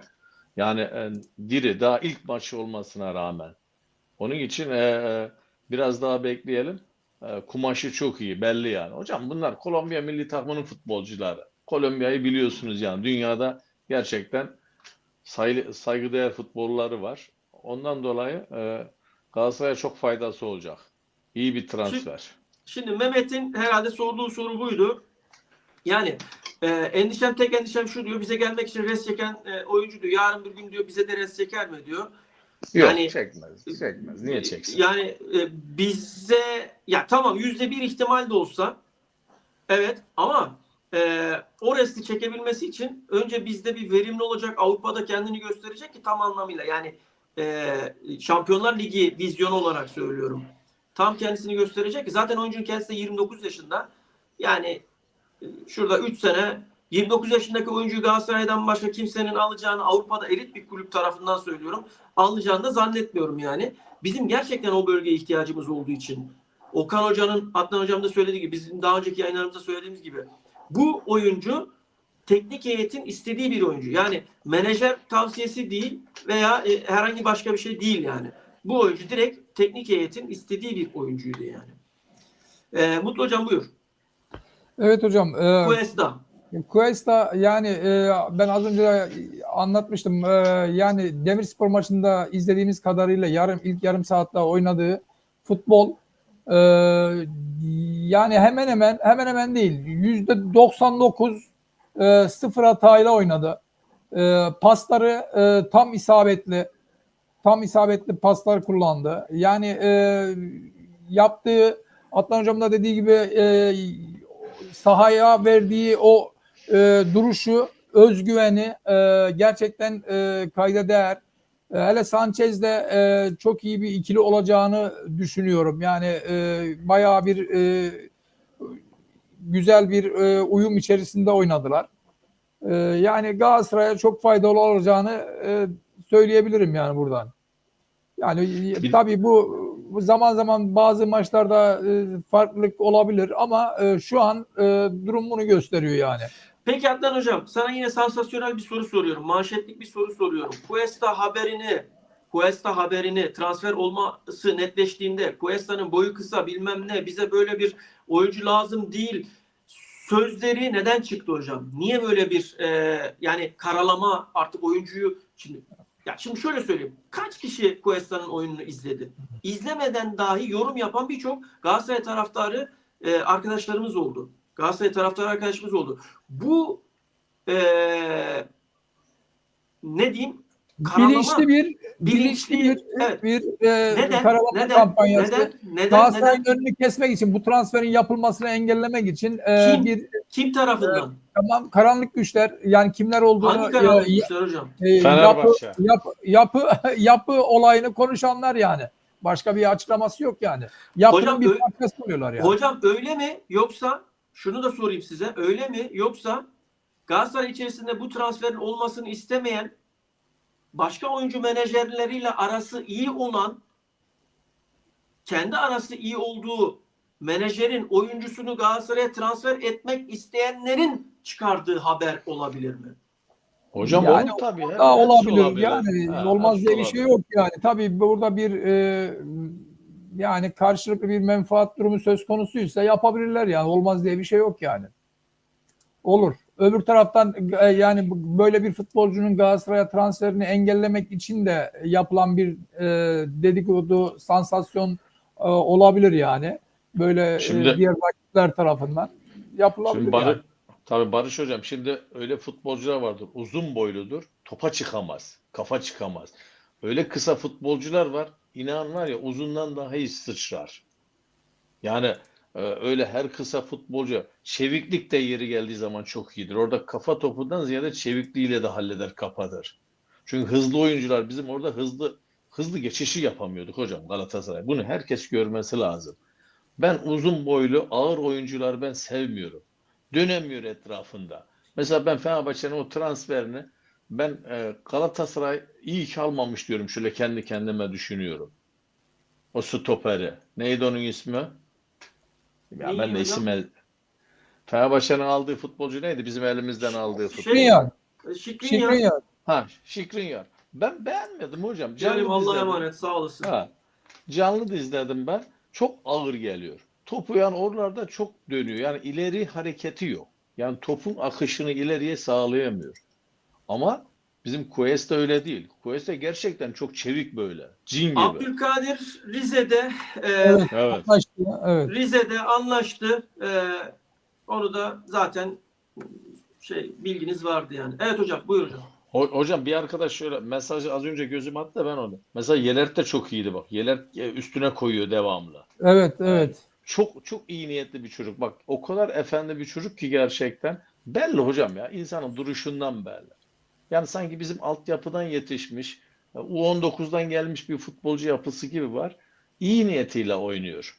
Ben burada hocam gerçekten art niyetli insanları sevmiyorum. İyi niyetli olsun, o ileride faydası olacak. Çok çevik bak, çok suratlı o da. Orada dağıtıyor. Yelert de iyiydi. Az önce bir mesaj gördüm arkadaşlar da. O aklıma gelsin. Yani Galatasaray'ın bu beğenmediğimiz, beğenilmeyen futbolcuların çoğu üstüne koyarak gidecek. Gidiyor yani. İyi bir şey bu. Burak'cığım çok teşekkür ediyorum. Allah 1000 katını nasip etsin sana inşallah. Teşekkür ediyorum. Yine desteklerini sunuyorsun bize. Sağ olasın.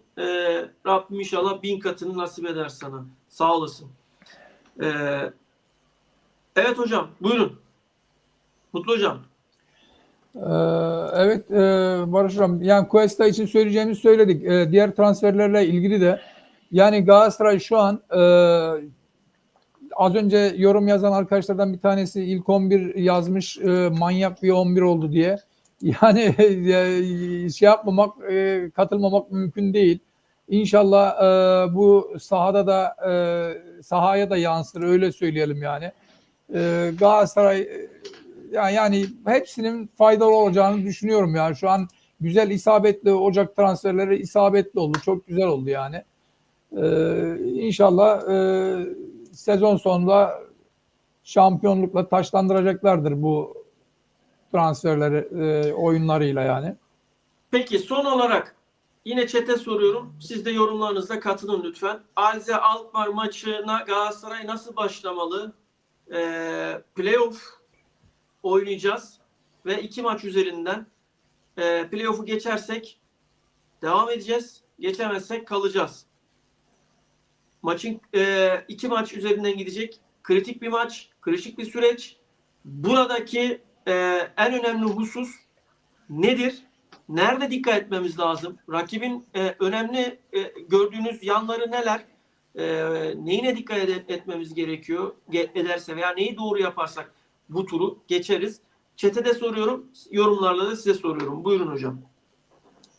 Hocam şimdi şöyle defansı ve orta sahayı diri tutarsak ilerimizde sıkıntı yok zaten. Yine Okan Hoca çünkü kendi evimizde bu ilk maç kendi evimizde mi? Yok, deplasmanda. İlk maç deplasmanda. İlk İlk maç maç deplasman hocam. İlk Evet, maç tamam. deplasman. Kontrollü oynayacak hocam. İlk maçı kontrollü oynayacak. En azından orada bir beraberlik olursa da galibiyet. Yani mağlup dönmemesi lazım Galatasaray. Mağlup olmaması lazım. Burada da yine 3-5-2 ile oynar. Galatasaray kendi evinde zaten her maçı 3-5-2 oynar. Ama oradaki maçı da biraz kontrollü oynaması lazım. Belki de dediğin gibi işte dörtlü defans çıkar. İleride tek Osimhen'le başlar. Biraz daha orta saha ve defansı sağlam tutar. En azından yenilmemek üzere oynar. Yenerse de tabii bal şeker olur. Oyunun durumuna göre de atacağı futbolcular vardır sahaya. Ama önce yenilmeme üzerine oynatması lazım. Benim görüşüm. Burada da artık topu, tüfeği ne varsa götürecek ilk maçın skoruna göre. Mutlu hocam. Evet Barış Hocam, Alkmaar maçını zaten bu puanlı sistemde de karşılaşmıştık. Yani berabere kalmıştık. Şimdi şöyle Albay ne olur başa al. Başa al yayını, ne olur oradan izle. Çok yani bir daha tekrara girmeyelim, yayını kapatacağız. evet. Senden ricam başa doğru sararsan dinlersin. Şimdi Barış Hocam, yani eğer Galatasaray defansı sağlam tutarsa Hollanda'daki maçta defansı sağlam tutarsa, orta sahayı yani güçlü tutarsa zaten santroforda büyük bir ihtimalle ben tek santrofor çıkacağını düşünmüyorum. Okan Hoca'nın yine çift santroforla çıkar. Morata ve Osimhen büyük bir ihtimalle çift santrofor olacaklar. Orada yani galip gelmeye gelecekler, çalışacaklardır. Ancak yani bir beraberlik İstanbul'daki rövanşta çok büyük işe yarayacak diye düşünüyorum. Yani İstanbul'da geçit vermeyecektir Galatasaray Alkmaar'a. O maçı da söke söke alacaktır. Yani bir şekilde turu atlayacaktır diye düşünüyorum yani. Ama Galatasaray'ın aklı bu maçtan çok Rizespor ve hafta sonu oynayacağı Rizespor ve diğer hafta sonu oynayacağı Fenerbahçe maçında olacak akılları. Bunu da yani iyi bir şeyle Okan Hoca futbolcuları şey yapması lazım. Yani üzerindeki baskıyı attırması lazım yani. Güzel bir konuşmayla, güzel bir diyalogla sakin olmaları yönünde futbolculara uyarmaları lazım yani. Ben Alkmaar maçına o kadar sıkıntı yapmıyorum. Yani Galatasaray'ın tur atlayacağına inanıyorum yani. Bu kadar net söylüyorum bunu yani. Orhan hoş geldin sen de. Yani şimdi şöyle, önümüzdeki sene yabancı düşecek falan diyorsun ama şimdi Fenerbahçe şu anda elindeki yabancı sayısı çok fazla ve transfer yapamıyor. Dolayısıyla şu mevcut durumda yabancı sayısının düşeceğini ben tahmin etmiyorum seneye. Evet. Galatasaray transferi kapattı mı? Galatasaray transferi kapatmadı. Yarın son gün yerli oyuncu, birkaç yerli oyuncu da ilave olabilir. Takipteyiz. Bakalım neler olacak. Barış Hocam, Teşekkürler Kamuran. Sağ olun. Evet. Kosova'dan selam. Evet. Yerli oyuncu deyince Atakan Karazor Evet hocam. Açıkla. de, evet, onunla ilgili de bir takım bilgiler aldık. Amcasıyla görüştüm. Şöyle Beşiktaş ilgileniyormuş Atakan Karazor'la. Ancak Atakan söylemiştik Beşiktaş'ın ilgilendiğini. 2026 yılına kadar normalde sözleşmesi devam ediyormuş Stuttgart'la. Ancak Stuttgart yeni bir sözleşme teklif etmiş ve imzalarda atılmış. Selamlar Belçika'ya. 2028 yılına kadar Atakan Karazor Stuttgart'ta, ama gelen tekliflerde kulüp ve futbolcu anlaşabilirse Atakan yani transfere açık olduğunu söylemiş. Beşiktaş veya Türkiye'den herhangi bir kulübe de transferin açık olduğunu söylemiş. Yalnız burada milli takımda oynayamadığı için de biraz sitem etmiş. Yani işin açıkçası Samsun'da oynanan maçta yani bir 5-10 dakikada olsa, son 15 dakikada olsa bir yer alıp kendini göstermek istediğini söylemiş. Yani ama maalesef kadroda yer verilmedi. Kadroda derken yani maçta yer verilmedi, yani öyle söyleyelim.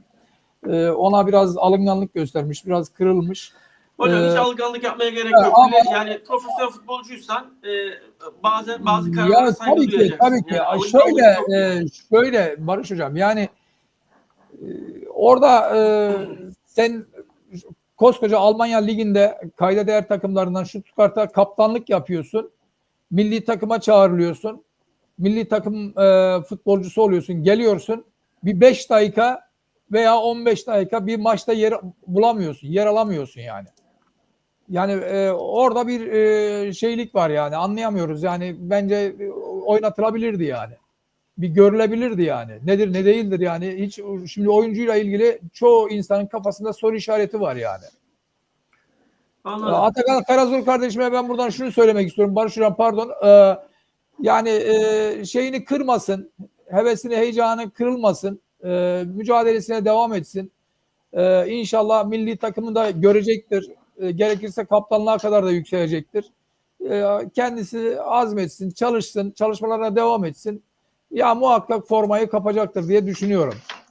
Buradan Barış Hocam. kanalımızda da çok teşekkür ettiğini belirtmiş. Onu da söyleyelim. Kanalımıza Teşekkür çok ediyoruz. teşekkür etmiş. Sağ olsun. Evet. Ayrıca formasını da göndereceğini söylemiş kendisi. Bu kadar net Teşekkür yani. ediyoruz. Biz Sağ de kendisine olsun. teşekkür ediyoruz. Sağ olsun. Buranın var da olsun. kendisine futbol hayatında sağlıklı, sakatsız ve başarı dolu bir futbol hayatı diliyoruz kendisine. Evet. Başarılar Selamlar diliyoruz. için de çok teşekkür ediyoruz. Barış Hakan Hocam. bir şey diyecektin sen, evet. Az önce arkadaşım birisi şey dedi, Avrupa listesi dedi. Zaten Avrupa listesi 6 Şubat'ta Ben de verildi. onu bitti. He. O iş, onu açıklayacaktım onu. Evet, iyi değindin Bugünkü hocam. transferimiz gitmiyor. Avrupa'da yok zaten. Limina da bildirilmedi. Icardi listede var. Şimdi bir de zaten bu Azalkmaar'la bizim cezalı futbolcularımız var. Onu biliyoruz. 3 tane Osimhen, Torreira, Sanchez cezalı ilk maçta. Zaten biz onun için diyoruz Galatasaray defans ve orta sahayı sağlam tutup orada en az yenilmemesi lazım. Yani buraya geldiğimizde yenilmemesi lazım. Tabii. Şimdi şöyle Uğur abi, bu konuyu benim naçizane fikrim yetişmez. Ama Adnan Hocam antrenmanı izleyecek. Adnan Hocam Florya'ya gidip antrenmanı izleyecek orada Çarşamba yerinde. günü. Evet. Çarşamba günü oradan bağlanıp detayıyla bu konuyu hocam Uğur abi öğrenelim detaylıca. Ama Neydi? bana- Ne diyor Uğur Bey? Ne diyor Uğur Bey? Jakobs diyor yetişir mi diyor Alkmaar maçına diyor. Bana göre yetişmez. Çok zor. Çok zor. Evet. Evet. Ama netleştiririz abi orada. Şimdi şöyle 18 yaşında Arda konuşuluyor. Henüz bende haberi yok arkadaşlar. Kulüp anlaşmış da olabilir. Anlaşmamış da olabilir. Ama bende haber olmadığı için size buradan haberini veremem. Yayını kapatırım. Bana haber gelir. Sosyal medya hesabımızdan paylaşırım. Twitter, Instagram, TikTok, nereden istiyorsanız Sportürk dijital olarak anlık bilgi istiyorsanız da oradan görebilirsiniz. Yarın yine yeni katılan arkadaşlar için de söylüyorum. 23.30'da Kamuran hocamla beraber transferin son gününde sizlerle beraber olacağız. Transferin ateşini burada hep beraber hissedeceğiz. Ben hemen şimdi mesajları da okuyup ondan sonra sizlerle yavaş yavaş vedalaşmaya başlayacağım arkadaşlar. Evet. Bu arada yine kanalı yayını beğenmeyen varsa Fenerli olsun. Yani. Geçişlere dikkat edilmeli. Aynen öyle. Geçişlere dikkat edilmeli. Doğru söylüyorsun Mehmet. Tek sıkıntımız var. Jakobs'u kurtulmak lazım. Ya o da zorunlu satın alması var ama bakacağız. Yani olmadı kiralık göndeririz bir yere. Sıkıntı yok. Şimdi şöyle ben liste olayına da gireyim bu arada. Hem mesajları yayına getireyim hem de konuşayım. Bana göre liste dışı kalacak kişi Icardi olacak. Çünkü Icardi sezon sonuna kadar sakat. Kendisinden faydalanamayacak. Evet Avrupa listesinde var ama 14 yabancı listesi olarak lig olarak Icardi liste dışı kalacak diye düşünüyorum. Dolayısıyla Frankowski de şeyin yerine Icardi'nin yerine dahil olacak isimlerden bir tanesi gibi görünüyor. Şu an hani %100 değil, %99 diyeyim. Azi Akma bizden kopsun ezeriz demiş. Galatasaray gündeme yaptı. Adana'da maç oynanacak mı? Adana maçı oynanacak. Hayır, Adana maçı bitti arkadaşlar. 3 puan. Net 3 puan. Galatasaray Adana maçı neden hala hükmen olur. Barış hocam şöyle orada da bir Devam anekdot hocam. koyayım. Şöyle Demirspor maçı iptal olduğu için bizim Morata'nın golü sayılacak tek gol. Gol olarak hanesine yazacak. 3-0'dan 3-0 tescillenecek. Morata'nın gol olarak sayılacak. Bir de sarı kartlar, görülen kartlar geçerli yani o maçta yani Evet. o dakikaya kadar görülen sarı kartlar da geçerli kılınacak. Bunu da arada bir gireyim yani öyle. Evet. Evet ben bu arada mesajları okuyorum. Sonra vedalaşacağız. Yeni gelen arkadaşlarımız var. Onları es geçmemeye dikkat ediyorum. Gayret ediyorum.